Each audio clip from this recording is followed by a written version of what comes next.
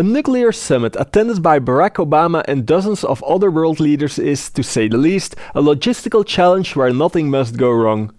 Maarten van Rijn had to think through the logistics of police deployment.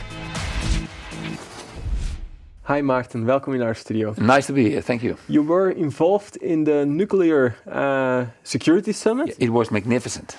To be so close to the organization of an event like that is crazy. The scale is enormous. The scale was enormous. I was actually invited by the ones responsible by the police for the logistic support of the whole thing. Mm-hmm. And the logistic support, I mean, that is getting the coppers to the right place where they should be during the day, with the right materials, with the right equipment, and of course with food and drinks and toilets and services like that. Which was an enormous amount of work. In the beginning, about how many agents are we? We're talking about 60,000 duties, and that involved about 14,000 coppers. Coming out of the whole of the Netherlands. That was a political decision. It was not organized so that all the activities should be done by people coming from the West, because there are so many activities there that they always complain that they should do it again, this big event.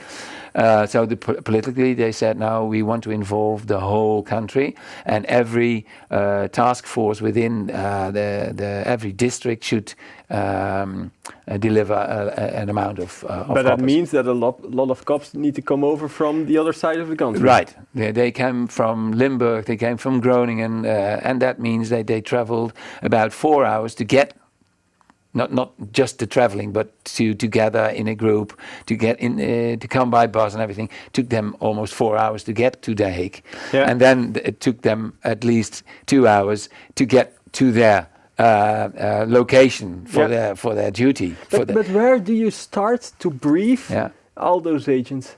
Yeah, that was the most complicated thing, because you should have an information system to do that. Mm-hmm. But the other problem is that nowadays, at this same time, there is a reorganization with the police. 26 districts to 10 regions. Yeah. And that gives an enormous impact on the flows of information. And that was not yet fully incorporated. Yeah, on top of that, I think police teams are used to work very regionally and not... Right. So the police is from here and now, and not from a logistic planning. Mm-hmm. The army is, of course. They are used to that. So we were not the only ones involved from an external party, asked by the police. Now the army was asked as well. So I had a colleague. He was an army major. And he did some Afghanistan action,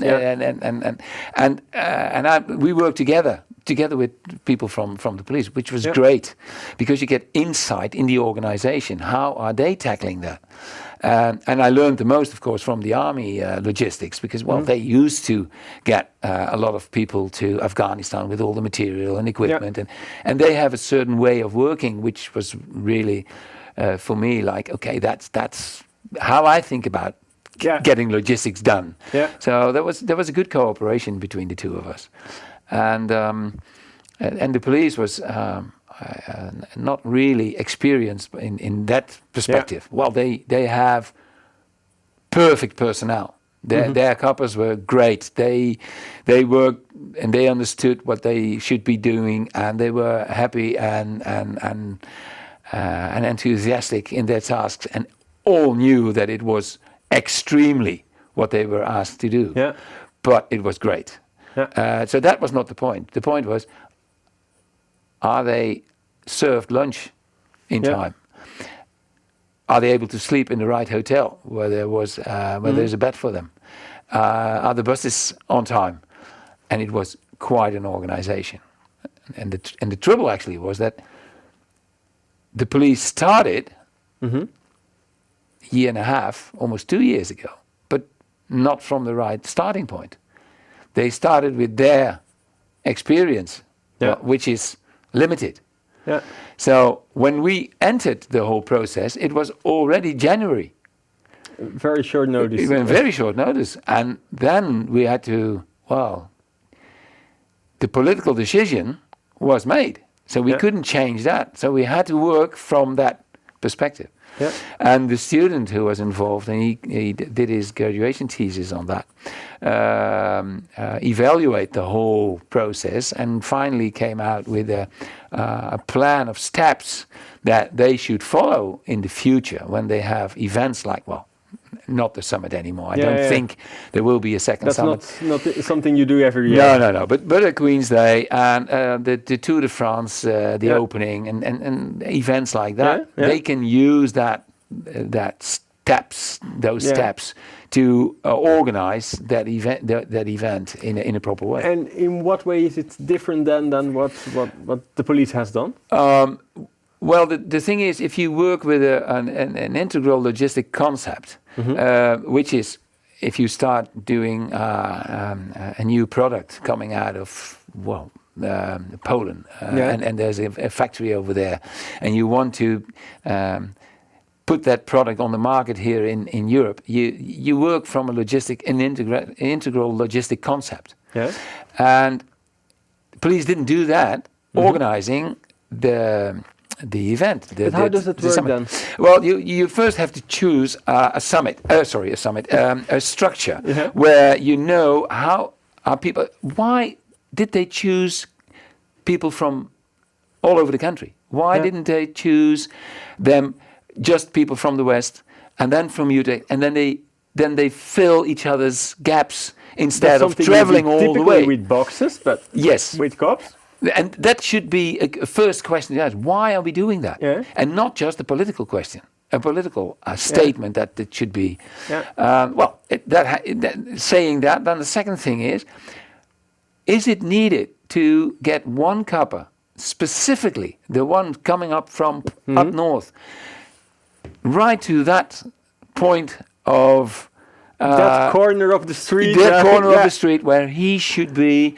Is that necessary? Or can you say, let's take 25 coppers from the north, put them nearby, and then we say, okay, we need 3 here, we need 4 here, we need 5 here. That's much more easy in information flows than doing it specifically your name, that point. Yeah. And it's possible to do that, but then you need a very suitable and up-to-date information system.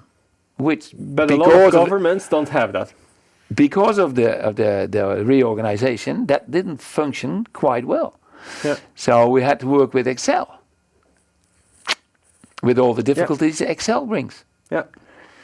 Well, so that, and then the third thing, the fourth thing is the staff. Mm-hmm. If you work with the staff organizing an event, but never organize an event like that, then it's very difficult.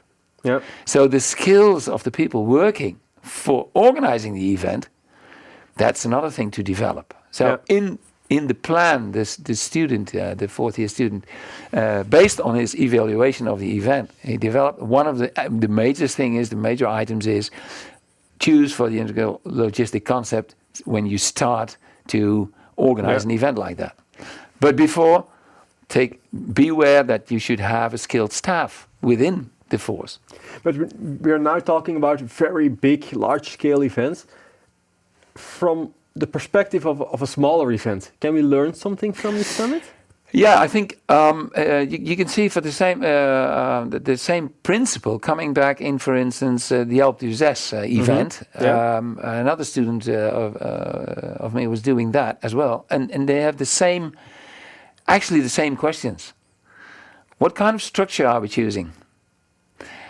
Are we buying our goods for that event just from the Netherlands, or buying or sponsored just by the Netherlands, or are we possibly can we possibly do it in France locally? Yeah. So you don't have the trucks moving around and right? Do we have an information system to cover that? Are the people well equipped? All those volunteers working on Alpe d'Huez, what a beautiful people are that. They are working so hard, but they are not experienced event organizers. So there is so much work done double. There's so much energy and money lost, although it's maybe not money, but it's sponsored. Yeah. And it's lost, and it could be better used for the whole event. Yeah, for making it even better. Right, and that is Alpe d'Huez, but that's more of that kind of events where goods are moving and people are moving, that you should be more aware of that concept. And people should be maybe better trained in that concept. Okay, Maarten, thank you very much for coming over. My pleasure again. Thank you very much. And you at home, thank you for watching our show. I hope to see you next week.